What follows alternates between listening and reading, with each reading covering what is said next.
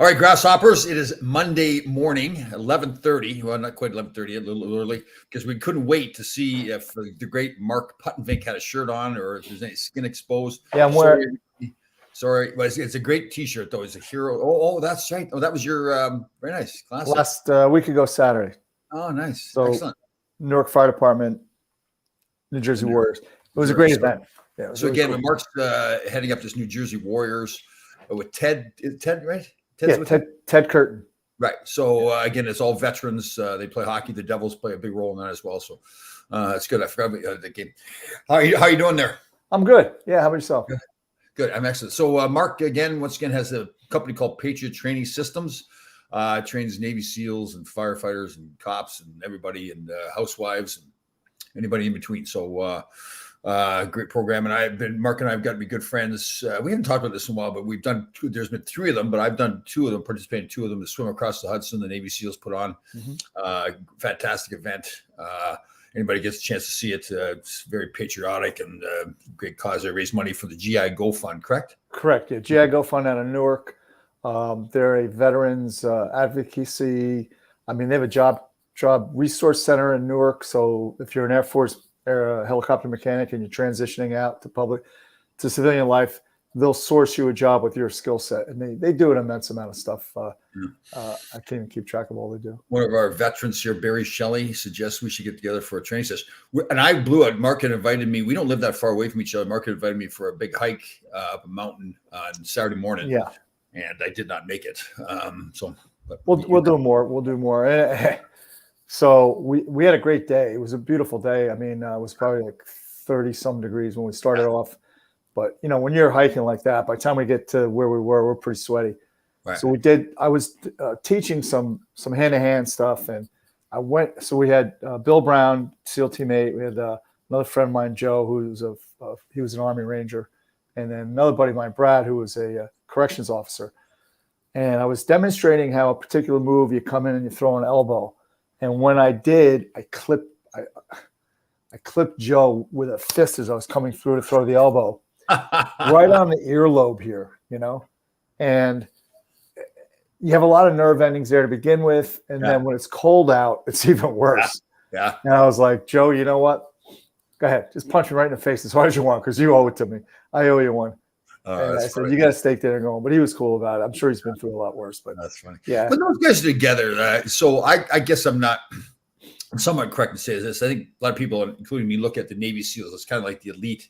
I mean, there's the Army Rangers and all that kinds of stuff. But so when those guys are all together and they've served in different parts of the military, do they kind of defer to the Navy SEAL or treat them with a certain respect, or no? They all respect them? Yes and no, because actually, you know how Bill is. Bill is a very, very, he's aware of everything.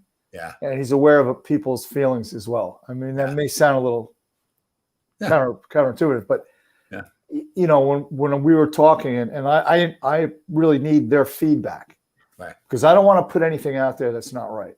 Right. Do you know what I mean? And so we were going. It may sound a little crazy to people. We're going. There's a 21-foot rule in military and law enforcement, and even civilian life, that someone pulls an edged weapon on you, 21 feet or less, you literally don't have enough time to draw your weapon, your handgun, because it can be on you in a second and a half. Right. And at that point, you're only here. So we were working on what different techniques you can use to mitigate that. And I was showing something, and Will gave me some feedback. And the reason I'm telling the story, because then he looked at Joe and said, don't forget, Joe's an Iraq, Afghanistan Army Ranger veteran. And I said, oh, no, I know. Yeah. Right. So Joe had some feedback in. Right. So for me, it's like a lab where I get to work stuff and see what really pressure tests, so to speak. Mm-hmm. And then it's also, I got the instructors, the feedback. We're talking about elite warriors. Right.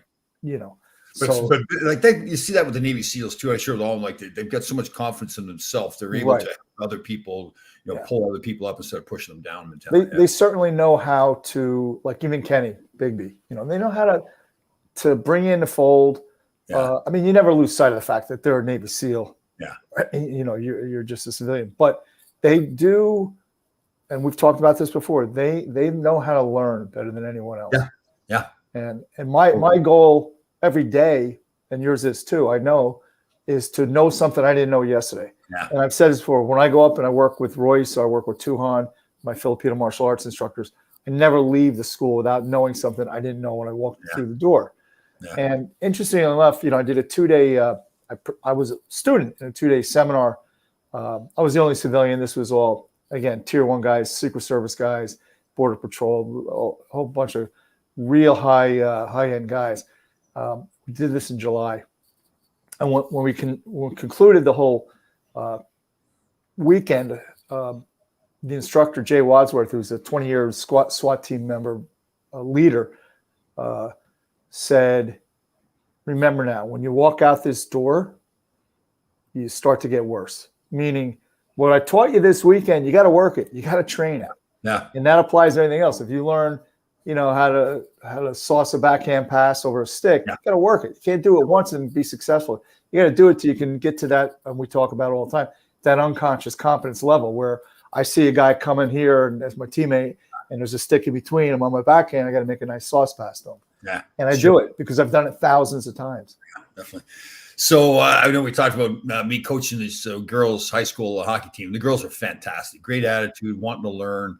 But the one thing, and I'm going to ask you your opinion on this too, it's more of a psychological question. So, and we've all done it. We've all been in this situation, both in life and sports, whatever, where we played 2 really good teams on Friday night. And the girl, you could tell, not all the girls, but some of the girls had this idea that, okay, so some of the girls had the idea, this is very good teams. They're more talented than we are, so we need to work harder. So they were warriors, right? There's other girls there, and again, this is human nature, thought we just have no chance of beating this team. So they would kind of play with that attitude, like getting near the puck too early when they had time and everything. I'm sure you've faced it, and I know there's a long term. You got to train more, and the more you train, it's like you give yourself a license to be confident. But in short term, have you ever had some special little tricks you can say to the athletes or people in general to try to get past that? Yeah, well, I mean, there's a phrase that I love to use is that hard work will beat talent that doesn't work hard. Yeah. It's kind of an inverse thing. Cool. And I also say, look, we know they're a better team on paper, but we're playing on ice. So let's take every shift one at a time. Let's not worry about a 60-minute game or whatever the time frame. I think high school sometimes 45 minutes, 15. But let's work shift by shift by shift and see where we are at the end of the game. And that'll give us a chance to be in the game. And you know what? Probably win this thing. Yeah, and the good thing, we don't have a lot of pure goal scorers. So we're trying to teach them shooting low all in the ice all the time, going for rebounds. Goaltenders can't control the rebound so well. And we scored, so we played a scrimmage on Thursday night. We scored 2 goals, both through that type of goal, and we only scored 1 goal in the 2 games against the 2 good teams. So, and it was again on a rebound. So the good thing that comes from that is that they're starting to see, okay, these coaches know what they're talking about, right? It's really selling. Oh, absolutely. Like, I think that's one of the biggest things with coaching is being that salesman to show them that, listen, first of all, we know what we're talking about. And second of all, if you do what we're telling you to do, you've got a chance to be successful. So that's good. Yeah, I think what you're saying, Tom's 100% right. And what I would do when I was coaching, I always believed on a 2-on-1, you want to shoot. Yeah. You don't want to pass. You want to make sure you get at least one shot out of it, right? So 2-on-1, and we were shooting far pad. Yeah. So if there's a rebound, it's going to come out. It's going to come back to the guy who's crashing. Yeah. And you could say that, and they could sit there and go, okay. But if you run it in practice, and then all of a sudden the puck starts going in, they go, wow, this really works. Sure. The goaltender knows the puck's he knows I'm going far pad, but it still works. It's just the way. Your percentage of success increases tremendously. Yeah. Our good buddy Walt Kyle, who Mark knew from Walt was an assistant coach with the New York Rangers when Mark worked there. And Walt and I were roommates in college together. And Walt went on to coach a very good career in coaching in the National Hockey League. And his saying was, and I loved it, I don't know where he got it, I'm going to give him credit for it, but he was one that said, the hard work that you do gives yourself a license to be confident. Yeah. Oh, absolutely. Yeah. That's pretty cool. I always tell kids in the gym or wherever you were, you're putting money in the bank that you can draw out at some point. Yeah. Yeah. It is amazing with the kids too, how that psychological thing, we're older, we've trained ourselves to understand the psychological part of it better. But with young kids, they're like a blank slate, right? So that's why I love coaching them, because you get them to start believing in themselves and believe in the process and the hard work and everything. It's probably the toughest team to coach, because you have groups of, you have the kids that are really playing, that love the game, that really want to go somewhere with it. Then you got some that are just it's a high school sport, so participation, it's part of the experience. And maybe they don't have the same drive as some of the better kids. But one of the things I don't know who said it, but said, coach to your best player. Coach your best player, because if rising tide, all boats rise. And so I really believe that is true too. Yeah. Yeah, like sometimes you almost like you start feeling like, oh, I feel bad for the lesser players. You shouldn't. Your job is not to feel bad for them. Your job is to pull them up, right? Make them better. Yeah. Yeah. I remember I coached with John Tonelli. I'll never forget this game too. And everybody remembers John Tonelli. He played with the Islanders. He was a hard man. Oh, right? yeah. Out there. And he coached the same way, almost to the point where we had a real high level team we coached together. His sons were on. It was a U14 team, nationally ranked. I think we ranked somewhere between 6th and 10th in the country or whatever. And we played a game at a tournament up in Toronto. And we had a bunch of kids sick. I think we had some kids suspended, or really had a short bench. I think I don't think there was even 2 full lines, and we were playing a really good team from Toronto.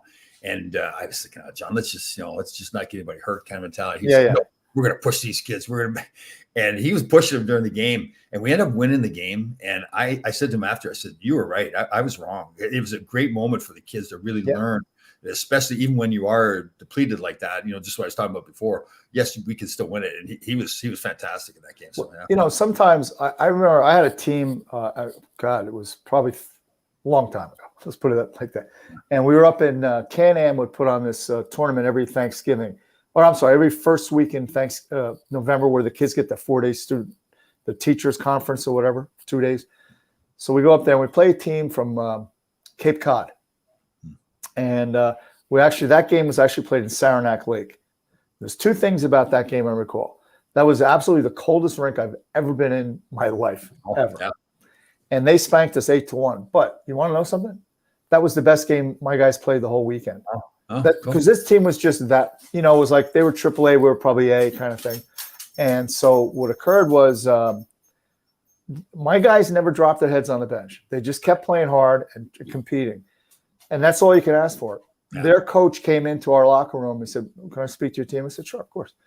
I said, hey, guys, I just want you to understand, you just played a team that won everything last year. Right. And you guys, I'm coming in here to acknowledge that and congratulate you for not quitting and competing right to the final.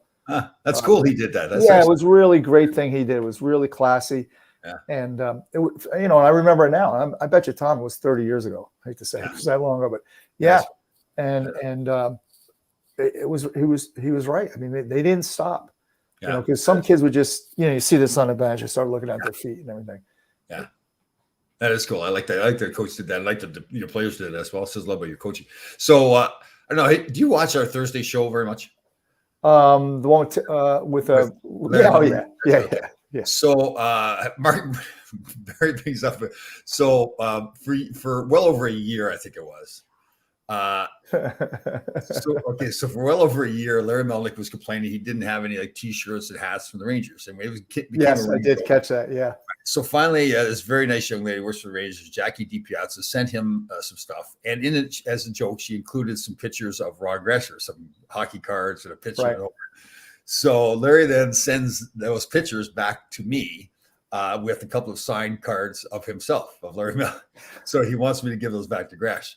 So of course I'm trying to stir the pot as much as possible and say, make it that Larry's picking on this poor Jackie DiPiazza, this young girl that, she's harmless in the whole situation. So that's amazing. It's kind of got taken on a life with so. Well, it's like sometimes Beth will say to me, because we do this, we're yeah. She'll say, "Are you any chance you ever going to grow up?" I said, "No, not happening."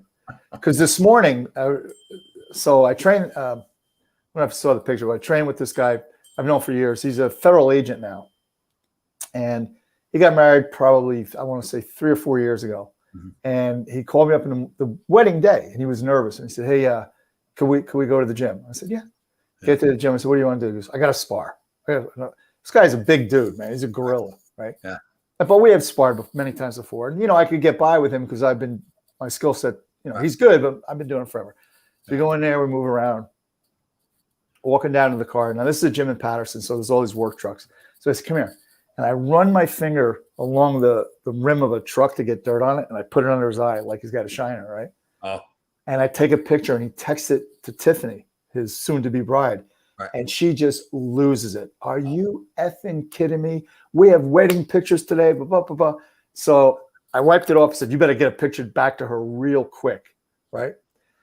And so, you know, of course, I'm going to see her in a few hours at the wedding reception. And she made a beeline like this to me. It was going to. So Beth is like, what is that all about? And I told her what happened. And that's when she said, are you ever going to grow up? I mean, is it? Yeah.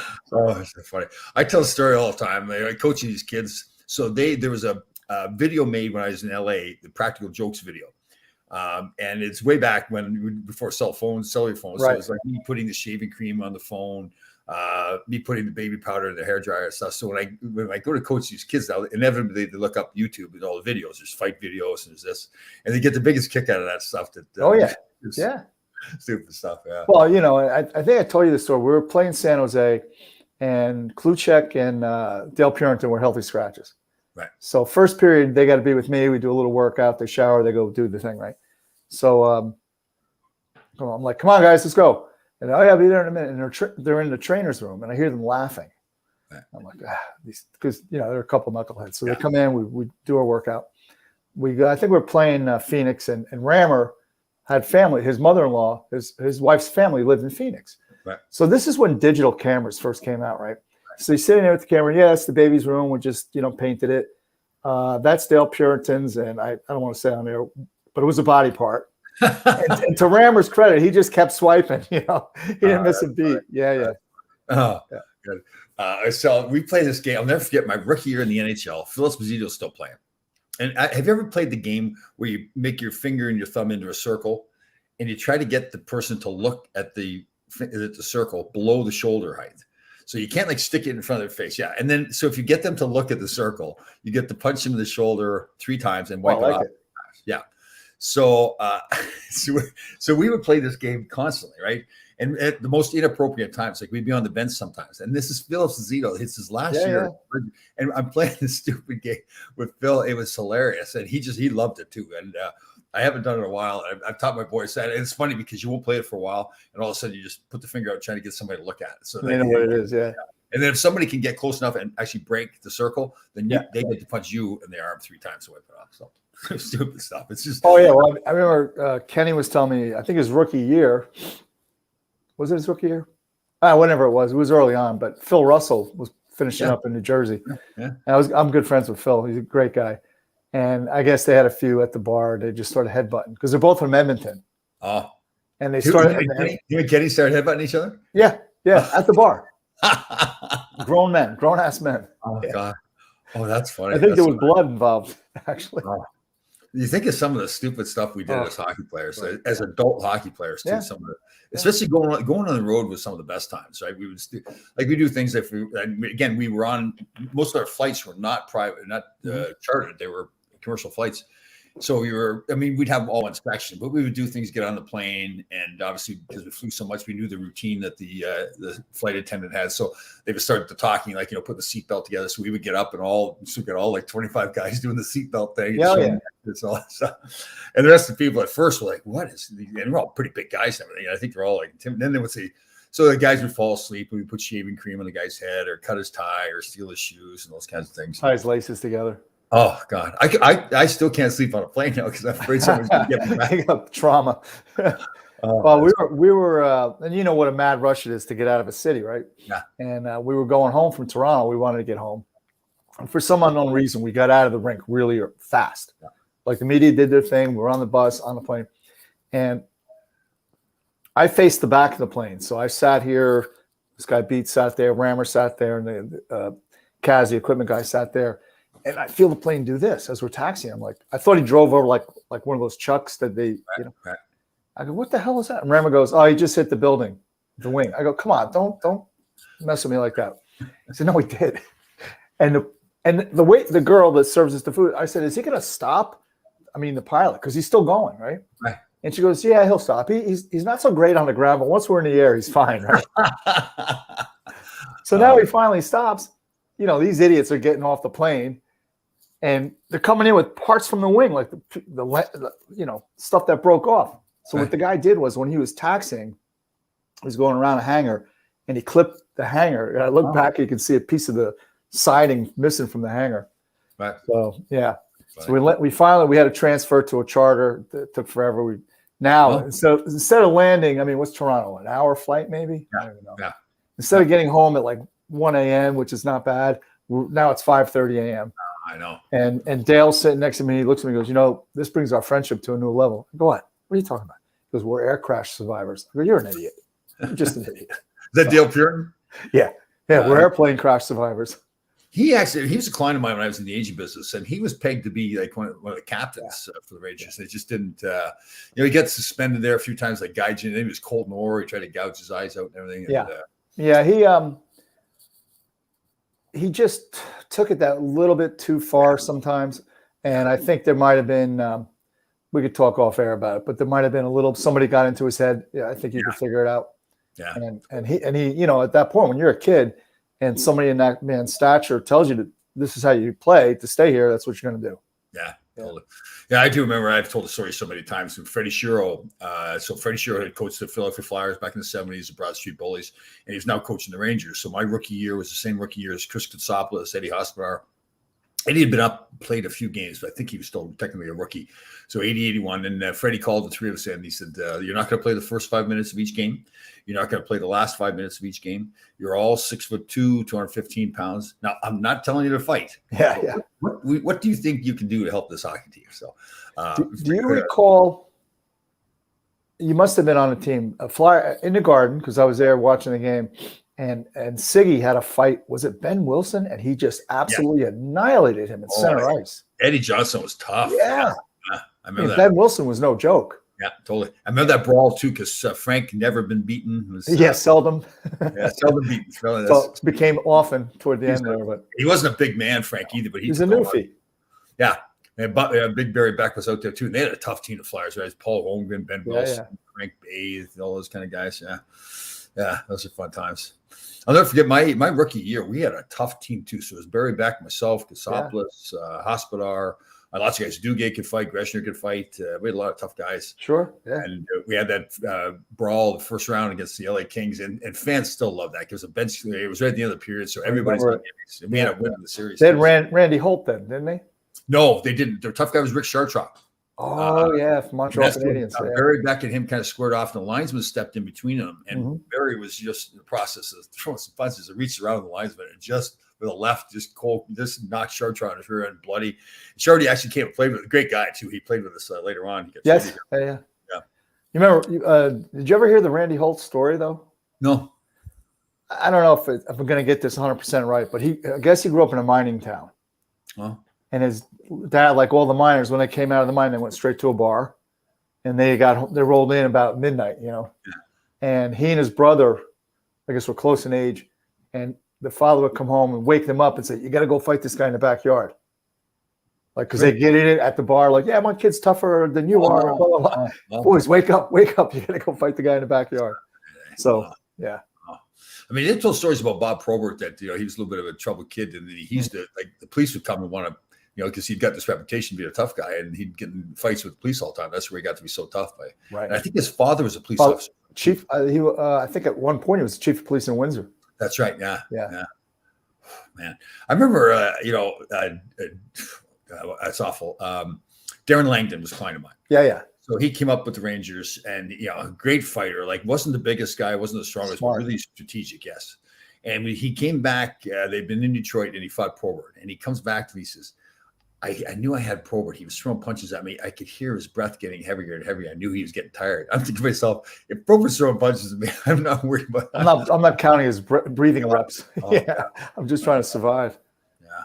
But those guys who were good fighters, like Langdon was right up there. Like him. And you watch Colton Orr when they fight too, man. It's just like keeping their composure. That was the thing for me. Like a lot of guys, I could fight mad, right? If I was mad, you snap, you throw a bunch of punches. Right. But those guys like to keep their composure and knew what they were doing and how to hold on to somebody to throw punches. Oof. That's everybody's seen this, I'm sure. But Craig Cox and Bob Probert, boy, what a fight. Yeah. They just strung it out. They just attached and just kept throwing. They had a few of them like that too. They had a few. Yeah. That's scary stuff. Stu Grimson, I mean, he was so long, he could just hold you out there, the Grim Reaper. I remember there's a fight, the Marty McSorley, we were the Kings in Detroit, fought Probert, and it went on forever too, at throwing bombs. Like that's the thing I think people understand. Like I said, most guys like you're a trained fighter, so you're different. But for me, I'll fight, but I get mad at fight, and then then after a while, like 30 seconds or whatever, like okay, let's grab on, it's over with. But the guys that can continue on, like get that second breath or whatever, start working uppercuts in and coming over the top. Man. Yeah, they're doing it and still taking punches and everything too. Because it's always nice to talk about taking a punch until you actually take a punch, right? Well, which brings me to my next point. So I sent it to you. I don't know if you've had a chance to see it yet, but DJ Shipley, did you? I didn't get it. I got to go back and watch that. I'm sorry. Yes. Yeah. So DJ was not only was he a Navy SEAL, he was a DevGru, which is SEAL Team 6. They're the elite SEALs, right? And it's a fascinating interview, but. Two things that he said stuck with me really strong. And one is reality becomes reality when it's reality. Yeah. So like, you could think about fighting and all that stuff. And until it pops off, you don't know what it's like to be punched in the face. You don't know what it's like to get gassed after 10 seconds. Cause it's a different, you're all jacked up, your adrenaline. And I'm going to imagine for you it was the same, but after I fought and I went to the box, my legs were shaking. Oh yeah. Totally. And at the time I was thinking, what am I, scared or something? Yeah. No, that's just your adrenaline. You're all completely jacked up. Oh. I remember one time I got in a fight and the coach came up to me after. He goes, Tom, your eyeballs are spinning. Like it's just looking in your face. It's like, and I see, you don't know that. So, well, I would get so jacked up. I remember going first shift. I'm playing right wing and a puck goes over by the scoreboard, not the scorekeeper. So I'm side by side with the guy and I would slow down on purpose so I could face plant him. Mm-hmm. I, take the back of his face, and I got 2-minute minor. I came back. That's not a good way to start a game off, being down already. Come back to the bench. Coach was pissed. Why did you do that? And I was being honest. I really don't know. I don't know. Is that true? You're a young player. Like I have to remind myself that coaching high school kids too, that they're going to do things, and you're going like, why are they doing that? And then you think to yourself, well, because I did the same thing when I was that age. You just don't know why you're doing. I guess I was just so jacked up that I wanted to. I don't want to say it this way, but I wanted to hurt that guy. And he's bigger, and this is my tactical advantage. Slow down, face plant him, And I really don't know why I did it, but I did it. But anyway, when face masks with the shields first started coming out, I'm pretty sure it was Carol Vadney taught us that he would have us put Vaseline on the outside of our gloves, and then rubber, like give the guy the face wash, so the Vaseline goes on to his mask. Shit. That's awesome. And they didn't have anything to get off, so they'd have to take the time to either get his helmet off or whatever. And especially if it was a good player. I'll never forget we were playing at Quebec City, and the Stasny brothers were out there, and we started doing that to them, and all of a sudden they were gone for a big chunk of the game. They had to get cleaned up. That's great. That's awesome. Pretty funny. Vad was good. I mean, Vad was he was that old school guy that listen, he didn't want to hurt somebody, but he was going to do whatever he had to do. Dr. Hook. Oh God, he would teach me, like he says, Tom, you go to the front of the net.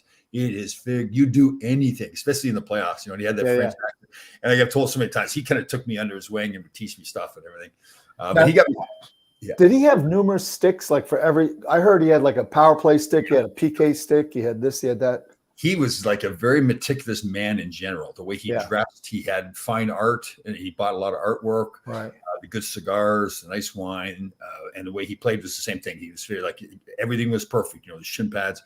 I was kind of the mutt, like just give me a piece of wood, off a tree, and then we go play because it didn't matter anyways. But he also got me. I know I've told this story too, but he's got me in trouble a few times. We were playing the Islanders, and again, got to the point with that as a coach where I knew that he cared about me so much and was giving me advice. He really, thought was going to help me. So if he told me to do something, I was just blindly going to do it. Right. And we were playing the Islanders in the island. He says, "Tommy, you go to the front of the net with that effing Gillies. You punch him right in the chest." So I remember Clark Gillies, right? He's got this. We got mad again. This one eyebrow going across the top of his head. He was a monster, and so we go to the front of the net, whistle blows, and I punch him in the chest. And Gillies gets his eyebrow like that. And he goes, "What do you want?" Like he's growling at me, And I look over at that, and they're like, "Okay, what do I do now?" What do I say now? Yeah. I watched Gillies. You told me part A. You didn't tell me part B.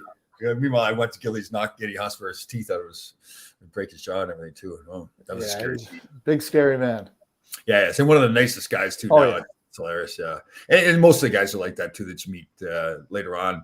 Nystrom, same thing. And Warrior out there, but great guy. I haven't seen him in a while, but charity events we see together.